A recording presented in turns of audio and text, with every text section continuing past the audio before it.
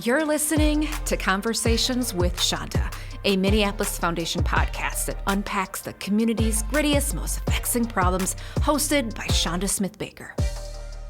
This is Tracey Meares joining me on Conversations with Chanda. Tracey, will you do a quick introduction of yourself before we dive in? Sure. My name is Tracey Meares. I'm a professor at Yale Law School.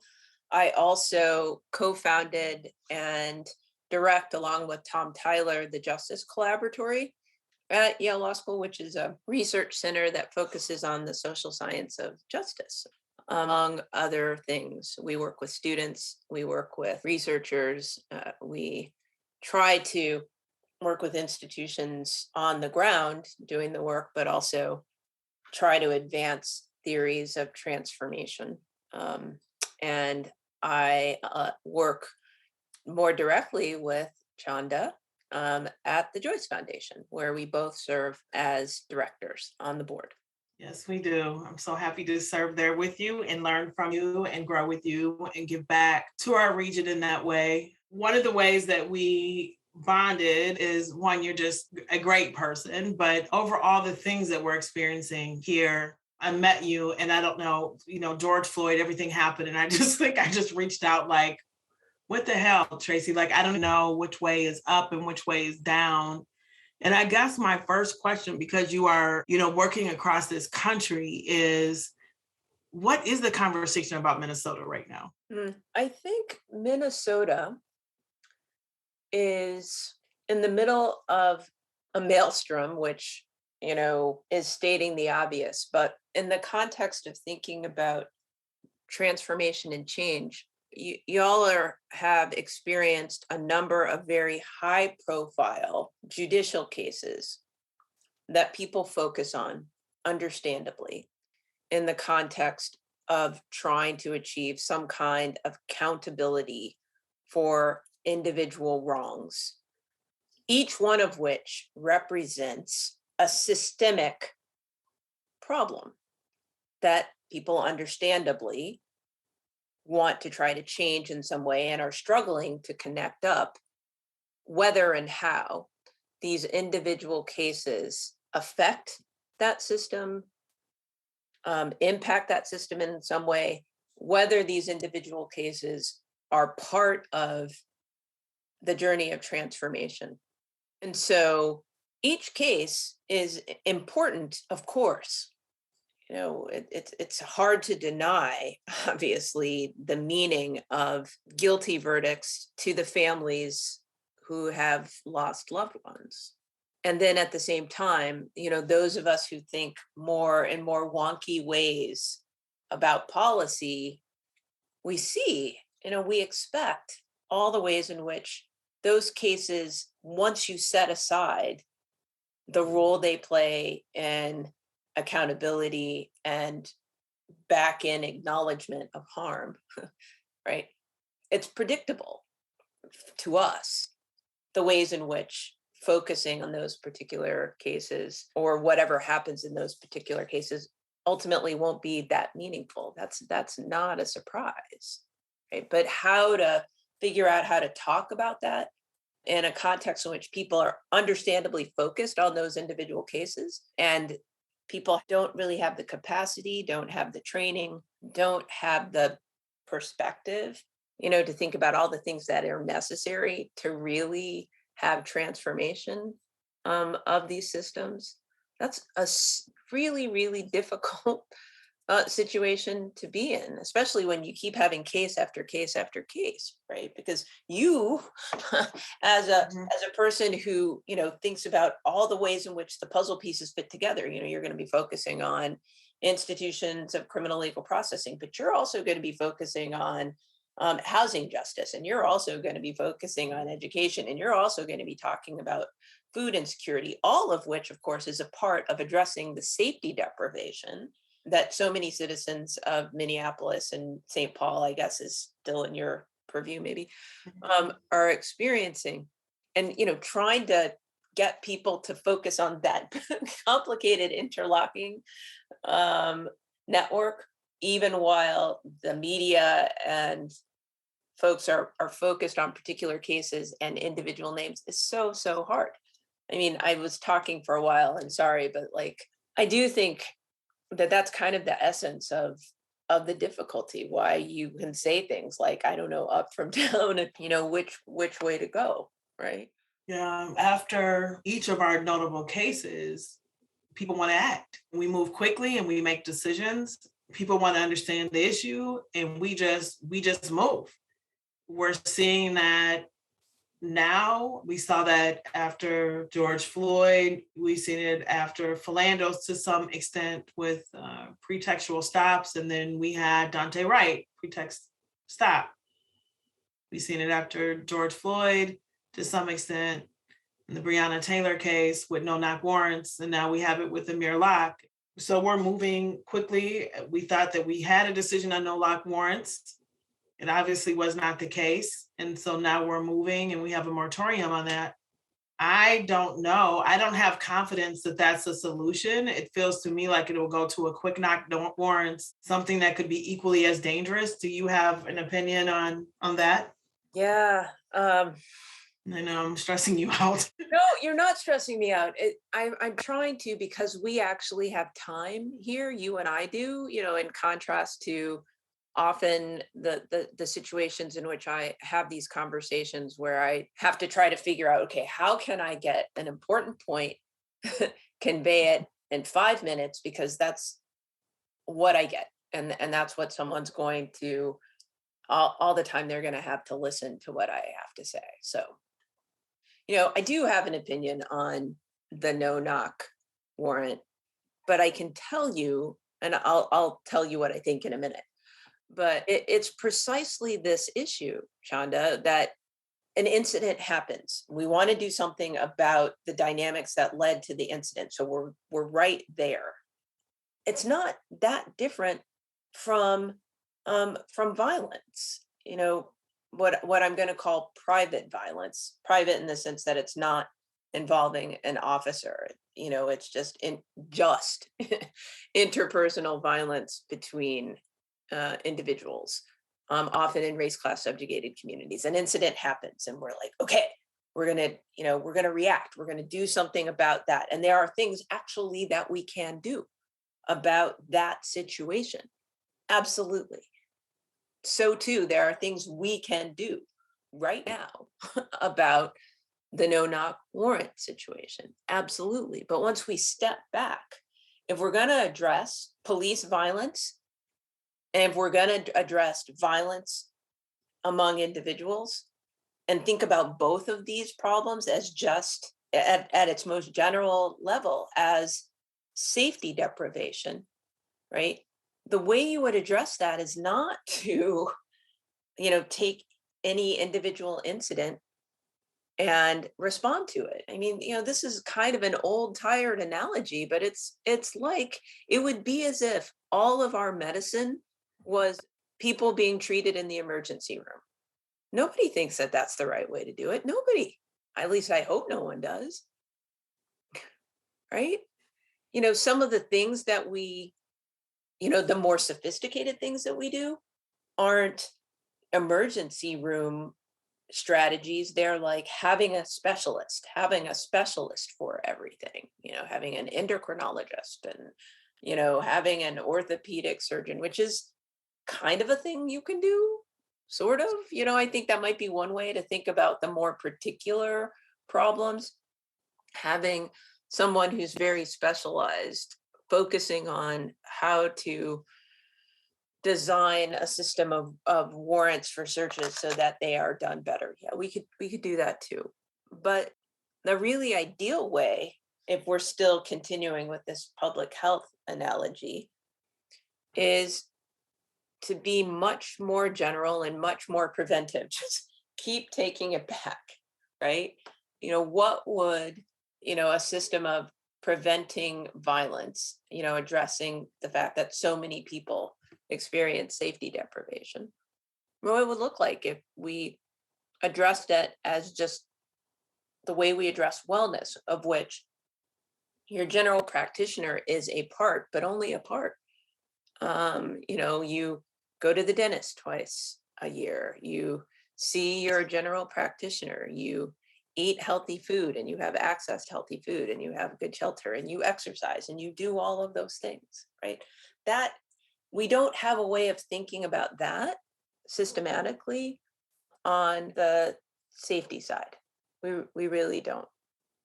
And it's hard to get us to have those kinds of conversations when we're lurching from, situation to situation, whether the situation is Derek Chauvin killing George Floyd or another situation of a no-knock warrant. So to answer your question specifically, yeah, I think it's very likely that if you ban that, that the response in some cases is going to be, well, they'll knock first, right? And they'll still do it. And until there's serious attention paid, like by all of the relevant actors. So, you'd only get a no-knock warrant when a judge allows that to happen. So maybe the judges, apart from whether it's a no-knock, should actually really be seriously examining when they're issuing warrants. They don't really. We know they don't. Here's an analogy. All right. So these warrants are Fourth Amendment warrants for which the judge has to find probable cause to believe that the evidence is going to be found at the location. And the way that works is a cop goes to the judge with an affidavit and a warrant. The judge reads it and issues it.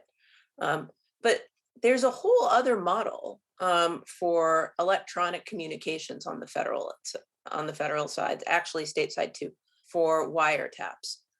And if you look at the wiretap model, it is much more stringent than a regular search warrant. You go to a judge, it's time limited. There are certain notice provisions you have to give to the person who is subject to the warrant. There's actual supervisor requirements. It's very, very different, actually, from a regular Fourth Amendment warrant. Like, whether and when we're going to actually have, those kinds of, deep policy wonky wonk discussions about the kinds of warrants that are at issue here, I don't know, but that's what it would take, I think. And Tracey, who would lead that type of conversation? Who's responsible for that? Well, I think the people who are demanding justice and accountability could be part of it, but that gets back to where we were talking at the front end about what people know to ask for and what they understand. And also that thing that I just talked about is a kind of medium-term fix of the kind of policing that we have now. And so people understandably don't want to pay, they don't want to exert all of their effort and attention and energy on that. They would rather, understandably, exert their energy and attention on the longer term justice project, which makes good sense.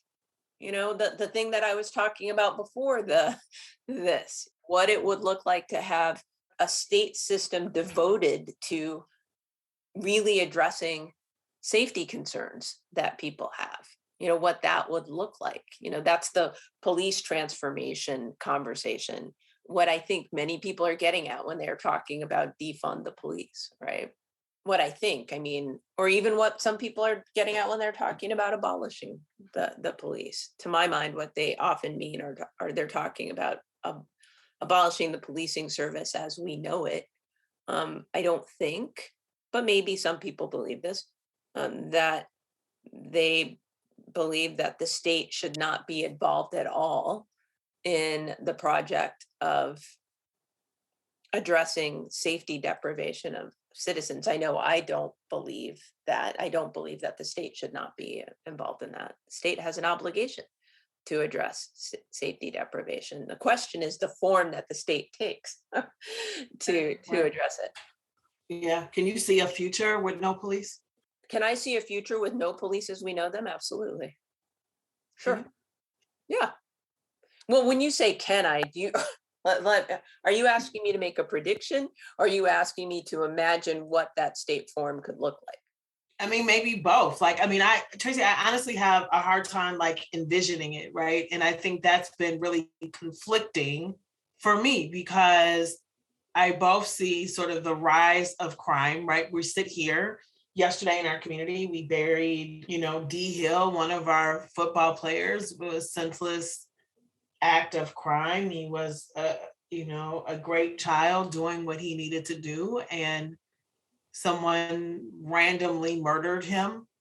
And there are senseless acts of violence, right? People don't feel safe in their community. And we're seeing the rise of gun violence and violent acts and carjackings. And there are people that are living in fear as a result of that, while we're talking about reduction in scope of what police are responsible for.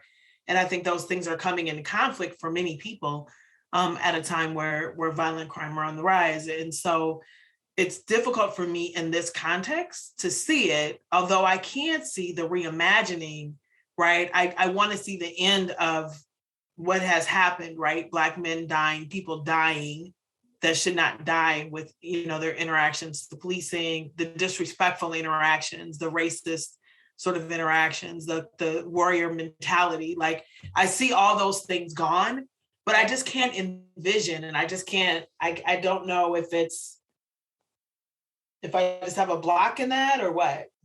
Well, I think the first step is trying to imagine the possibility that the state could respond in some other way to violence that does not entail only exclusively armed emergency first responders. And notice I said respond, because again, right, we're talking about a certain set of incidents, and then there's going to be a response to that incident. Right. And then there's a question of, well, what can we do to make sure that that doesn't happen? What are all the things?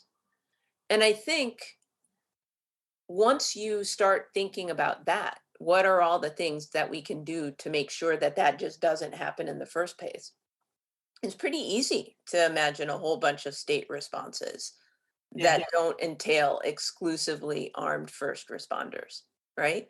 Like, and your community foundation, I'm sure, funds lots of community organizations and investments that Pat Sharkey, the sociologist, has shown are critical, actually, and to preventing violent incidents, and actually do so more effectively and at greater scale than simply armed emergency first responders. Okay, so once you get to that point, then you say, okay, well, if we want to do that at scale, then you need resources.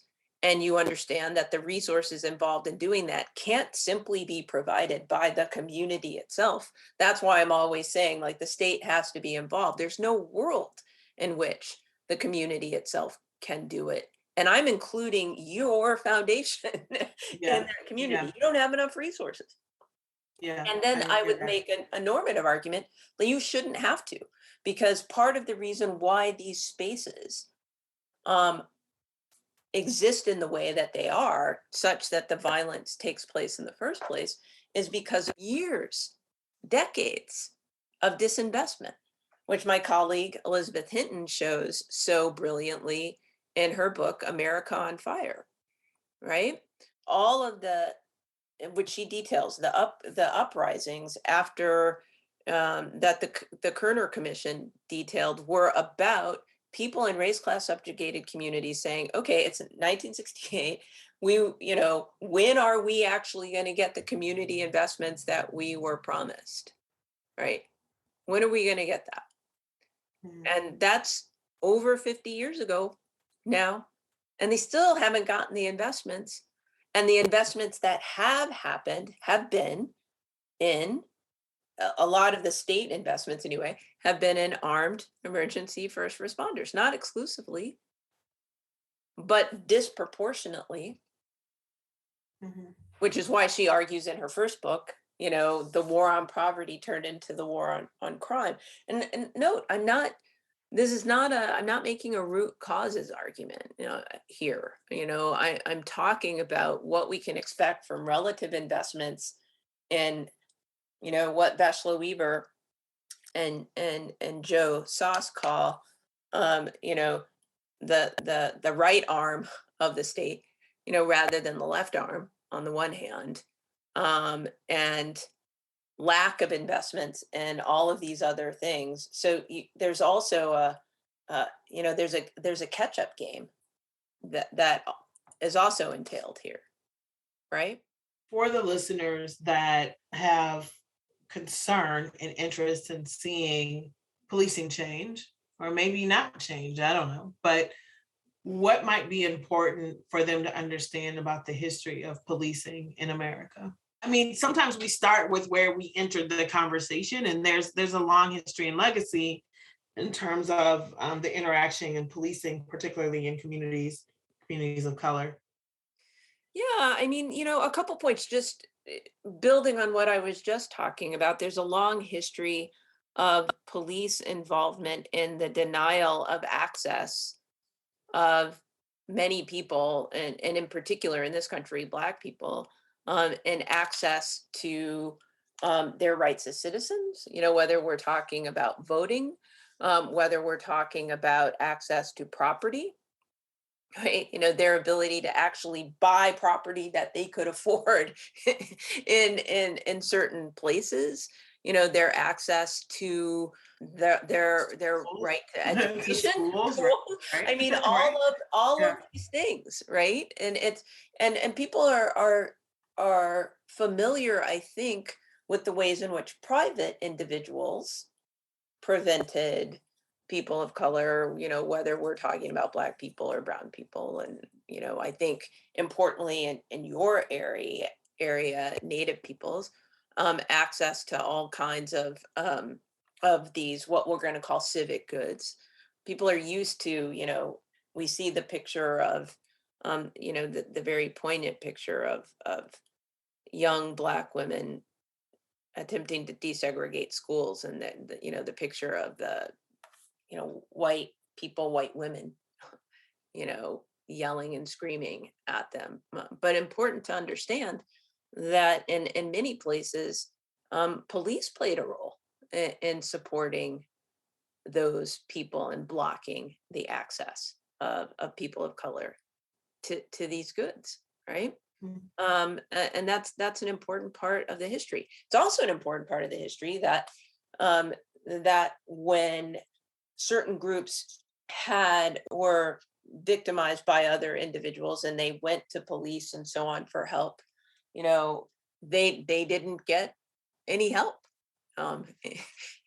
In particular, when they were victimized by white people. So there's that piece of the safety deprivation too. And so that side of the history supports the calls that some people have to say, well, if I don't feel safe, I need to call the police. Mhm. And the police should respond, which of course they should. if you have been victimized, and homicide should be cleared, and investigations should be undertaken. Absolutely, that is important to do. But I'm trying to make a bigger argument about just what the state's obligation is. It's not just about what the police do or don't do. When the state makes proper investments, then people don't have to rely exclusively on this particular service that the state seems to only offer. You could argue whether or not people rely on it or have relied on it to begin with, but certainly there's a response, right? There's a police response into community, Yes. right? Because we both know people that have not called police when they were needed because Yes. they were afraid, whether or not Right. it was around deportation or whether or not they had Yes. someone in their home that was having a mental crisis, and they ended up not calling because they were afraid. And so it has been a challenging sort of history on both sides. Yeah. Right. Yeah. And they haven't called because they were afraid, or they haven't called because when they called in the past, they just didn't show up. Well, there's that. Right. So if they didn't show up then, why should I call now? So they're not showing up when I need you. And then at the same time, when I'm out on the street, just, minding my own business, you're bothering me about some BS. I mean, When I that called you when someone broke in my house, you weren't there, but you certainly can like pick on me. Yeah. right. That kind of juxtaposition is really powerful. And, it's interesting. Like I said, we keep talking about police and it doesn't actually occur to people for understandable reasons to say to the mayor, well, if I'm not feeling safe right now, the answer is, well, the police should come rather than I'm not feeling safe. And this city in California has a whole office of community-based public safety violence reduction strategies, right? Where's that? I mean, I think policing is an area of complete interest right now in our city, but I have often thought about the push around policing here in our city, right? And response. And that a lot of the activation has been around the Minneapolis Police Department and the city of Minneapolis, right, under the mayor.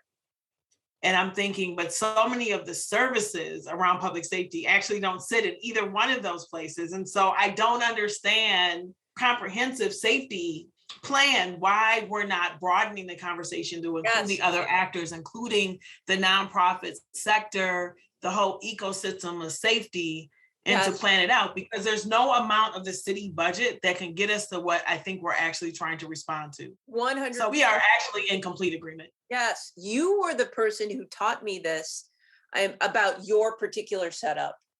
It's such a wonderful example, right? Where people would say, we think there should be more mental health services in the city. And we think that the police budget should be reduced so that we can have more mental health services. And if I get this right, you told me, but wait a minute, that's actually provided at the county level. I don't even know how the county is funded in Minneapolis in contrast to the city, but I do know that their budgets are different, their tax structures are different, and it's not possible, right, to just reduce a city's budget and give it to the county. Like, it just doesn't work that way, right? And so then, some people's response might be, well, okay, let's just reduce the city's police budget and start mental health at the city. But when you think about it, well, why would you do that? And do you know how much it actually costs to establish this? And, these people who do this work are state workers who, get paid a very decent salary and have pensions and so on. Like, you are talking about maybe not immense, but a very substantial amount of money. So this is the kind of thing that I was talking about at the front end, Chanda, where it's like a lot of the details of the infrastructure and the policy are kind of beyond the ken. The ordinary person who's interested in this problem, who's fired up about this problem, these details are they're certainly wonky, and to a lot of people are kind of boring, but they're so, so important. Like, the idea that you would sit people down and say, look, if we're going to make headway on this, you need to understand city budgets, you need to understand county budgets. You actually need to, read you need to read the Minnesota state constitution so that you actually understand all of the various departments of state, so that you understand who has what money when. I mean, I have a colleague who teaches this at the law school. State and local government is incredibly complex and hard.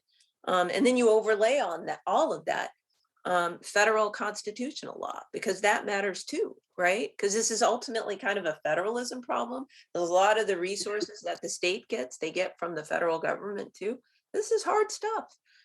It is hard stuff. You were on President Obama's task force for 21st century policing. Yes.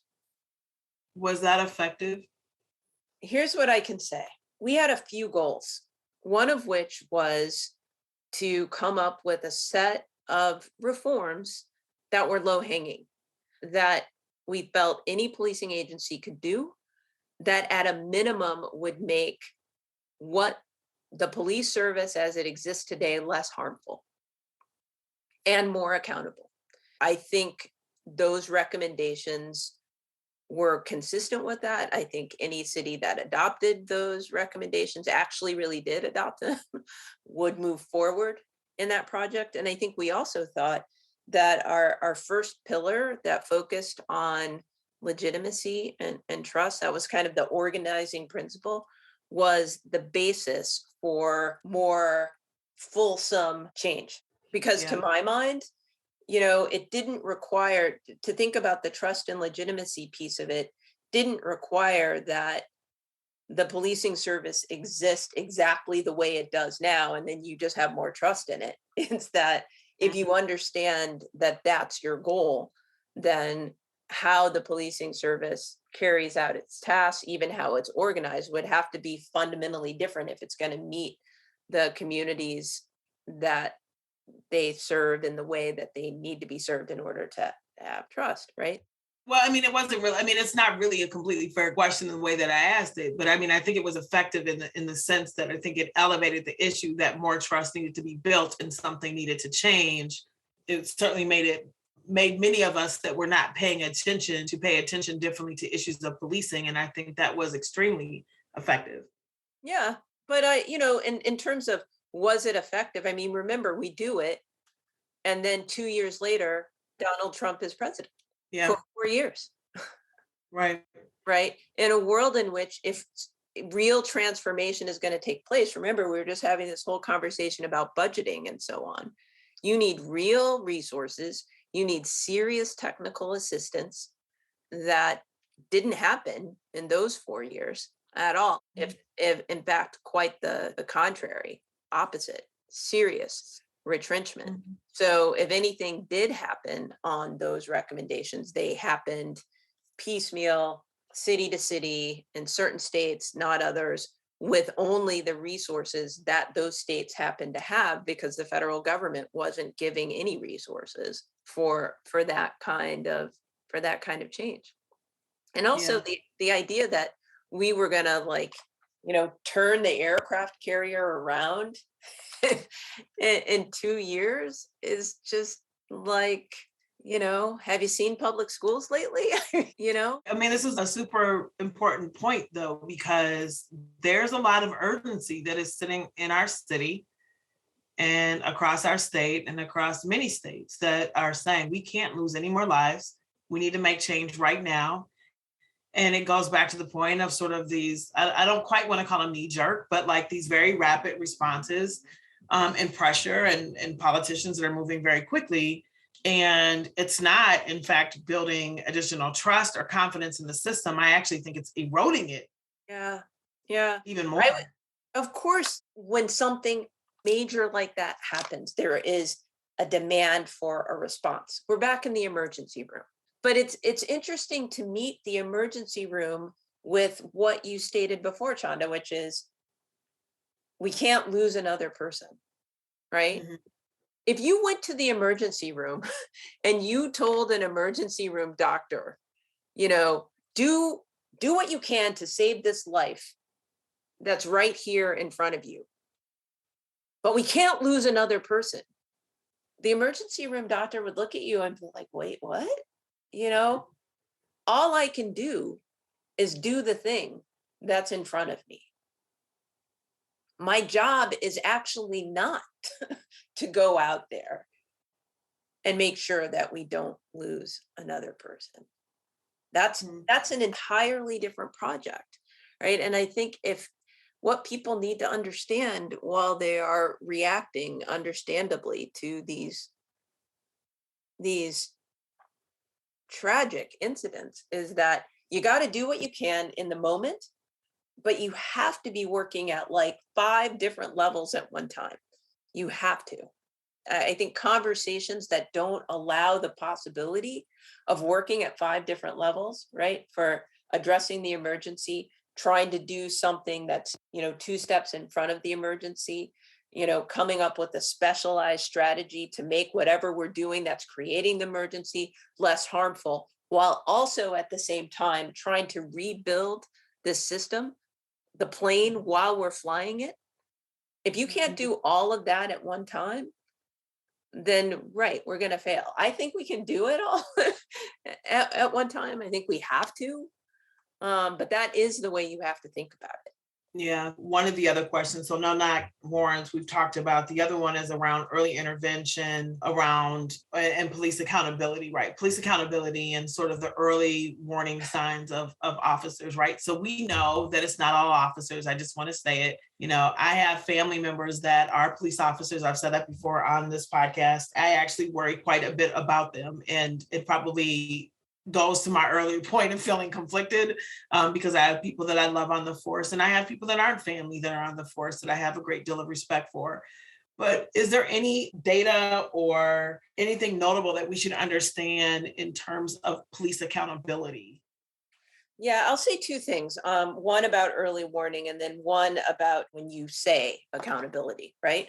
So there's some data showing that early warning systems can be helpful, but of course, almost all of those systems are operating with a group of people who are in the job as they are right now, trained as they are right now, selected in whatever way they are right now, being tipped off, having their supervisors being tipped off to things that they're doing, usually around, a lot of the tip-offs are really centered in officer safety and wellness questions, right? Like, is this person involved in a domestic violence incident?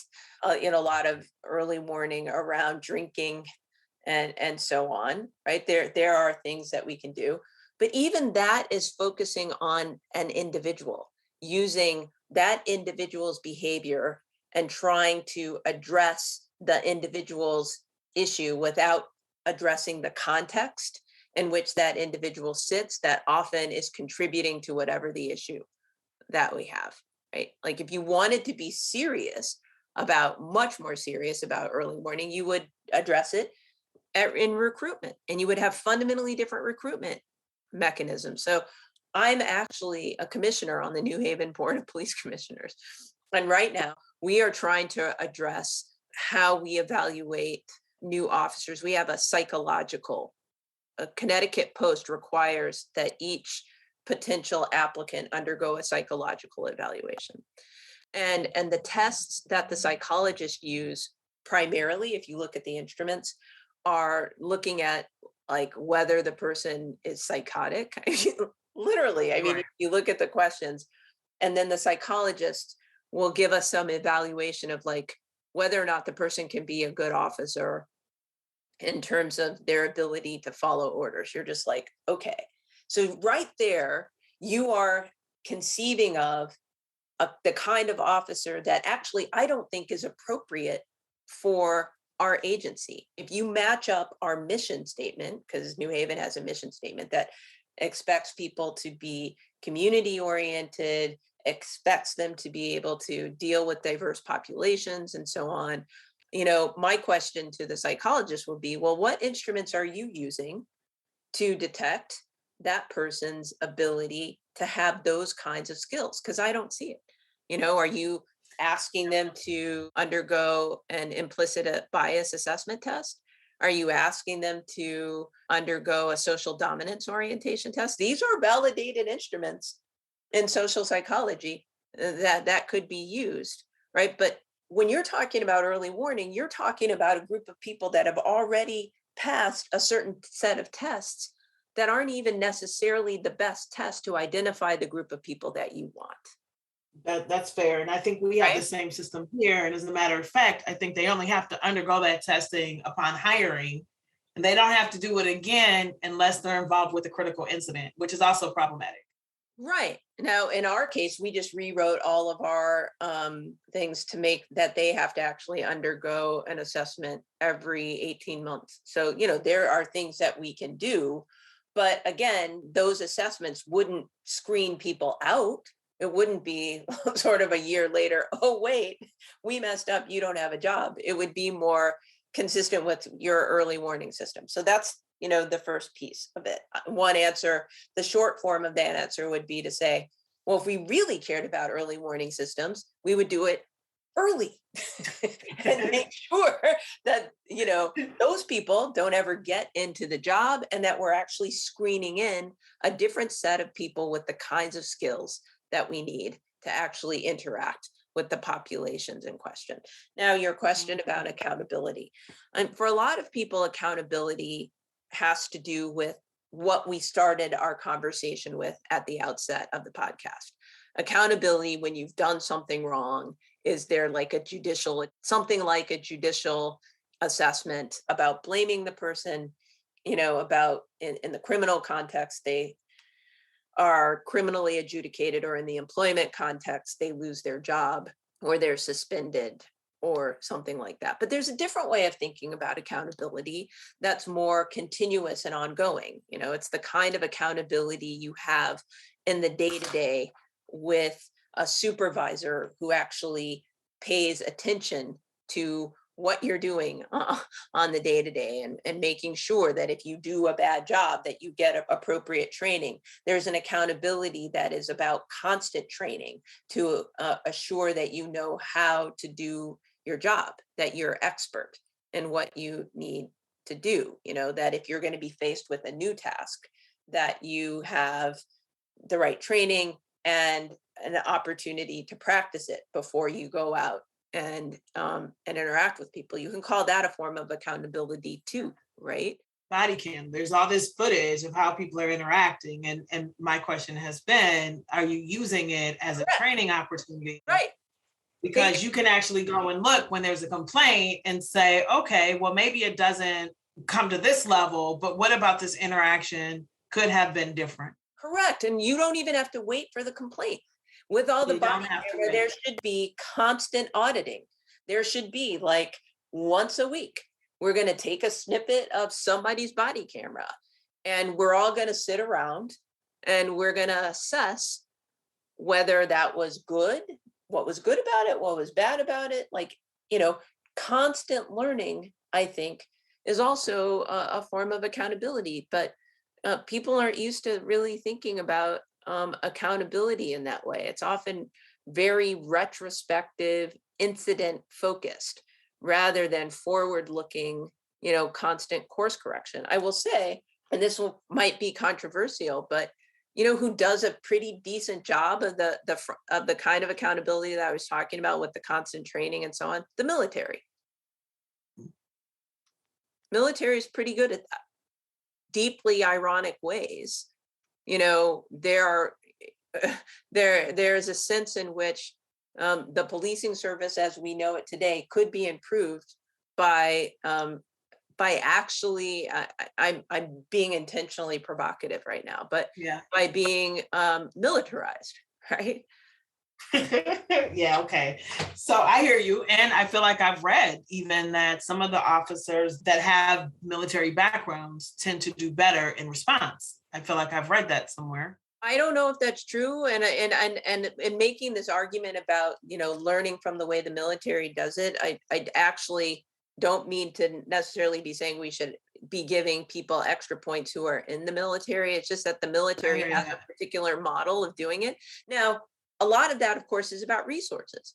The military has tons of resources to do that, right?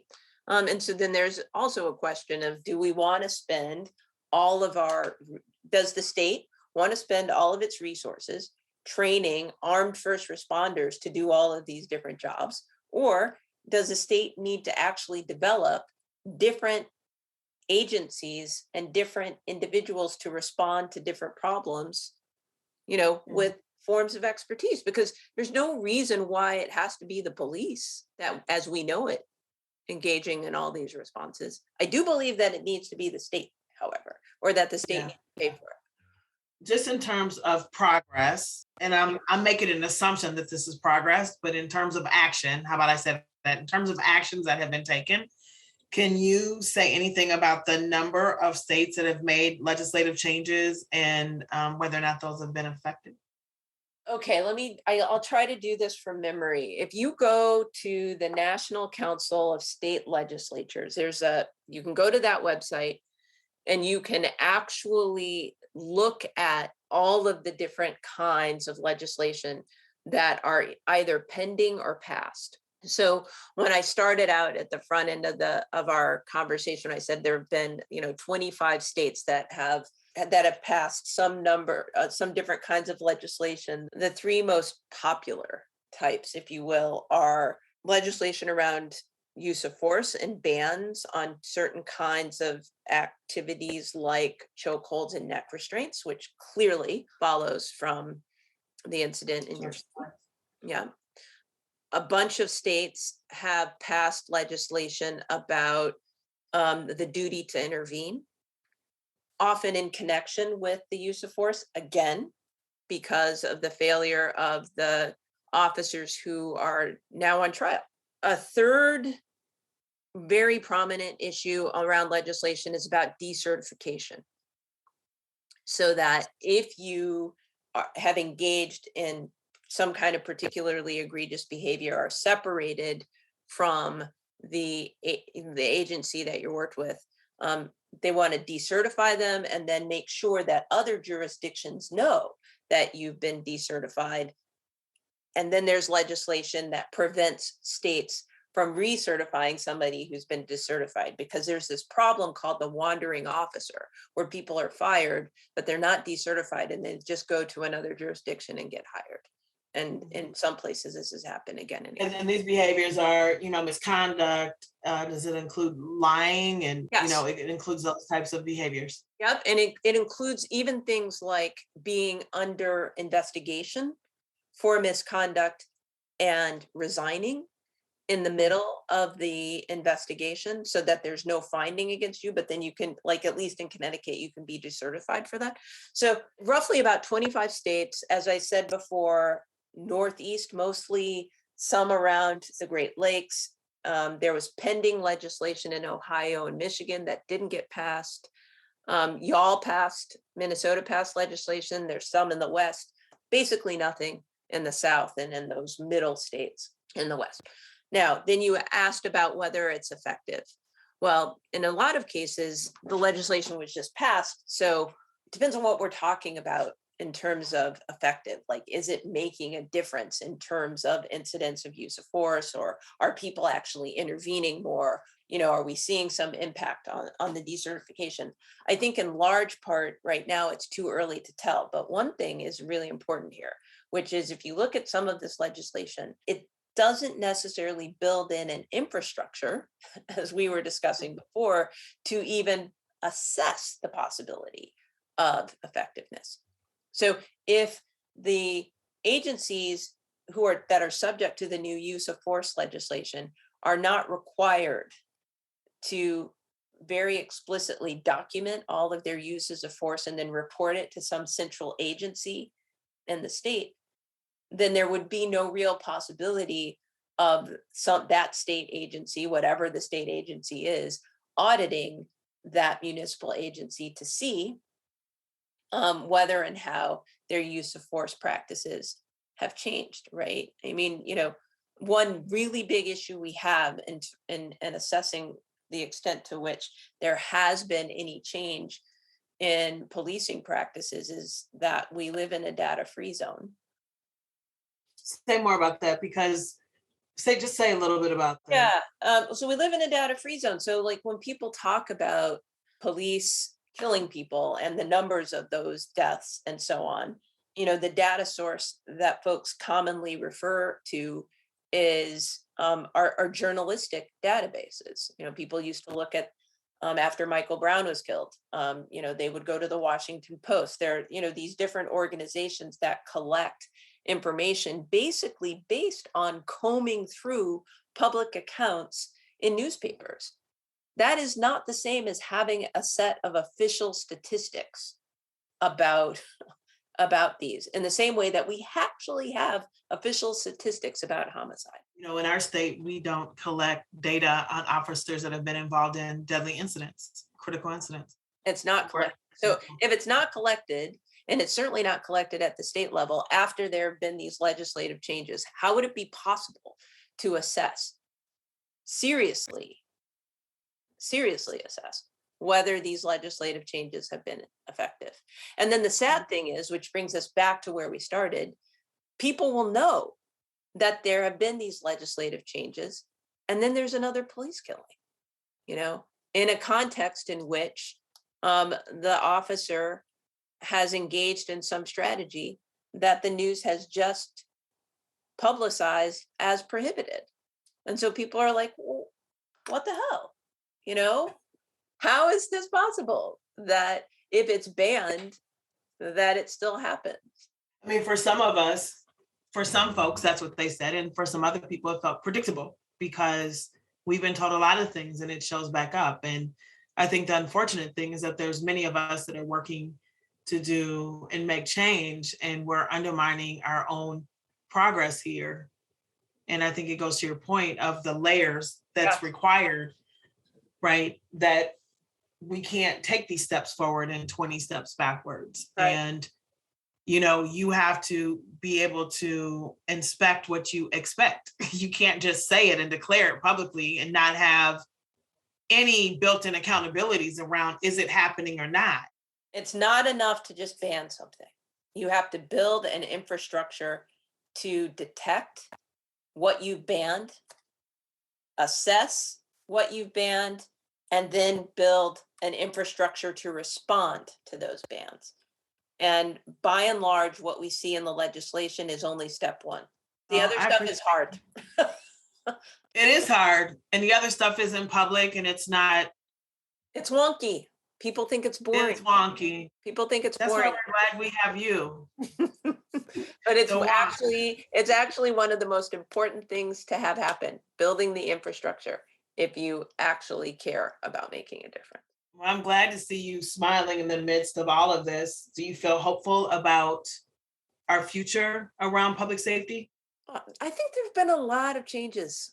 Not as fast as a lot of people want, not as fast as I want. But, when I look at today compared to 5-6 years ago, given that the intervening period of 4 years was, the wilderness, I think it's hard not to be somewhat optimistic. I'm not nearly as, I wish the current administration was further along than it is right now.